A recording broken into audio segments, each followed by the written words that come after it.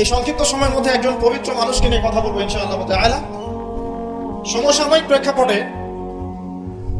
বিশেষ করে শেষ 100 বছরে যখন থেকে অটোম্যান এম্পায়ারদের ডিফিট করা হয়েছে 1921 সালের পর থেকে এই ট্রেন্ডটা খুব বেড়ে গেছে।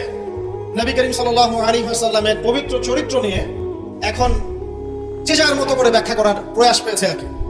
যদিও এটা আবু লাহাবের সুন্নাহ, আবু জাহেলের সুন্নাহ, এটা উতবা বিনতে আমের আরেকজন ছিল, উতবা বিনতে আবু মুঈত, আরেকজন ছিল সাল্লাম বিন আবু হুকাইক, আরেক ব্যক্তি ছিল আশনাক বিন শারিক, এরকম কিছু একটা তার নাম।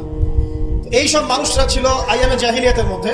এই মানুষদেরই সুন্নাহ আর কি এখন নতুন করে চালু করা হচ্ছে বিভিন্ন জায়গায়, মুক্ত চিন্তার নামে, বাক স্বাধীনতার নামে, কলম চর্চার নামে, বিভিন্ন নাম দিয়ে আমরা এখন নবী সাল্লাল্লাহু আলাইহি ওয়াসাল্লামের পবিত্র চরিত্র নিয়ে যা ইচ্ছা তাই